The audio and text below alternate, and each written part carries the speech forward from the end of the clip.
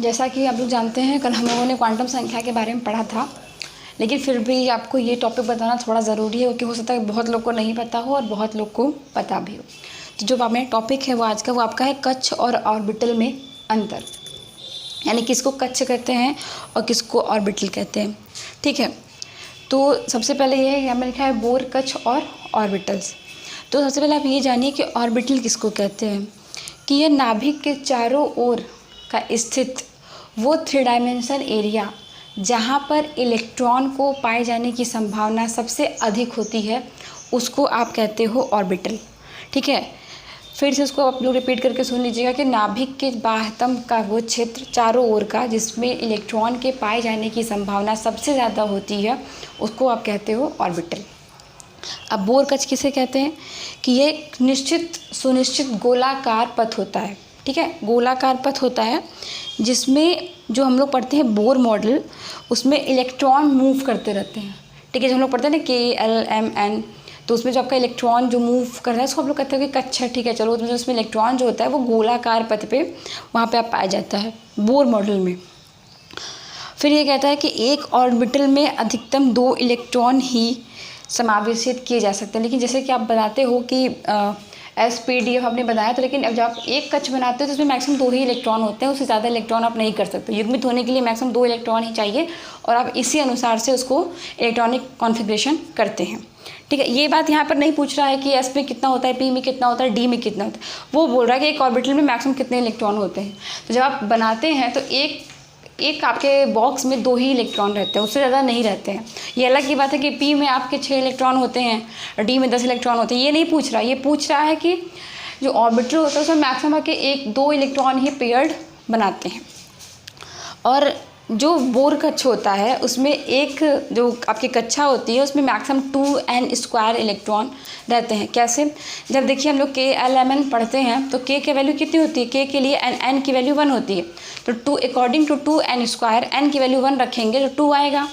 L के लिए 2n², n = 2 तो 8 आएगा। ठीक है, फिर 3 रखोगे तो 18 आएगा। इस तरह मतलब बोर कक्ष कहता है कि उसके बाह्यतम से बाह्यतम कक्ष में मैक्सिमम 2n² इलेक्ट्रॉन रहते हैं, लेकिन ऑर्बिटल कहता है कि इसके एक में अधिकतम 2 इलेक्ट्रॉन ही समावेशित होते हैं पेयर्ड होने के लिए। फिर तीसरा आता है कि ऑर्बिटल की जो धारणा होती है वो हाइजेनबर्ग के सिद्धांत के अनुरूप होती है। ठीक है, हाइजेनबर्ग ने एक अनिश्चितता का सिद्धांत दिया था, उसको आगे क्लास में कंप्लीट कराया जाएगा, लेकिन इसको आप समझते रहिए कि जो ऑर्बिटल है हमारा वो हाइजेनबर्ग के सिद्धांत पे कार्य करता है।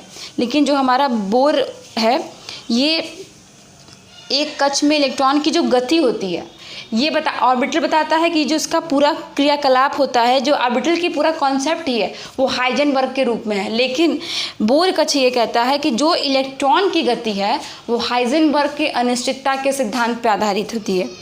ठीक है, ऑर्बिटल कहता है कि होती है, लेकिन बोर कक्ष कहता है कि ये हाइजेनबर्ग के अनिश्चितता के सिद्धांत के अनुरूप नहीं है। ठीक है, फिर ये कह रहा है जो आपका ऑर्बिटल है S ऑर्बिटल के अतिरिक्त, क्योंकि F ऑर्बिटल आपका मैंने बताया था कि स्फेरिकल होता है, बाकी सभी ऑर्बिटल जो होते हैं वो डायरेक्शनल होते हैं, मतलब उनमें दिशा होती है। जैसे कि अगर हम बात करते हैं P की, तो P इसमें 3 ऑर्बिटल आते हैं, PXY, PYZ, PZ, तो दो एक्सेस पे हैं, तो ऑब्वियसली बात है डायरेक्शनल है। लेकिन S डायरेक्शनल नहीं होता, S को छोड़ के।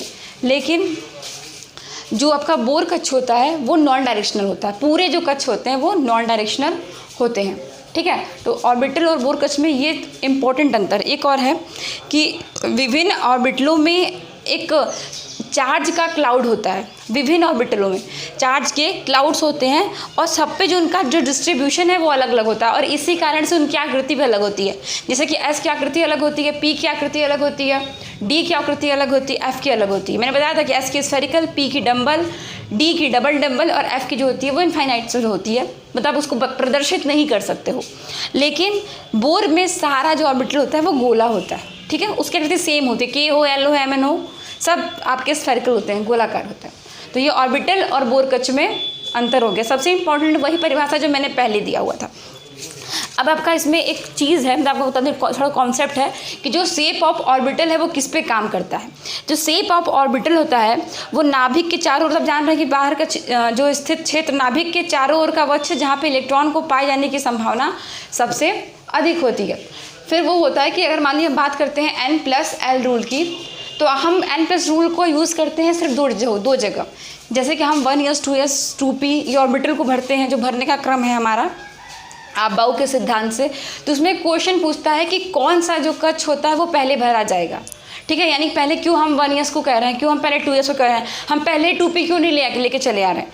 तो उसमें भी एक नियम है, नियम ये है, ये N+L रूल है। अगर N+L का मान कम है तो वह उपकक्ष पहले भरा जाएगा जिसमें N+L का मान कम है। और N+L का मान निकालते कैसे हैं, अगर मान लीजिए मैंने यहाँ पे 2p ही लिया हुआ है तो N की वैल्यू यहाँ से 2 हो गई और L की वैल्यू p के लिए क्या होती है, 1 होती है। ठीक है, तो आपका सारा जो अबाउ का प्रिंसिपल है वो इसी पे है कि पहले जिसका N+L का मान कम है तो वो पहले भरा जाएगा। लेकिन फिर एक कंडीशन ये भी होता है कि अगर दोनों की वैल्यू इक्वल है, अगर दो ऑर्बिटल हैं दोनों में N+L का मान कम है, तो उसमें हम ये देखते हैं, N की वैल्यू देखते हैं कि जिसमें N की वैल्यू कम है पहले वो भरा जाएगा।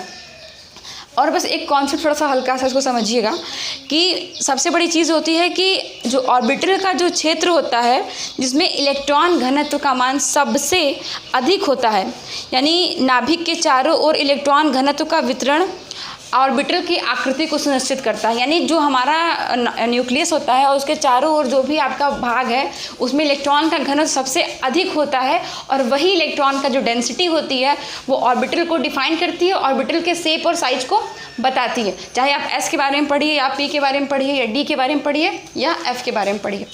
तो ठीक है, आज का टॉपिक आपका यही था, ऑर्बिटल, बोर ऑर्बिटल और N+L रूल। इसको रिपीट कर लीजिएगा नेक्स्ट अगली क्लास में।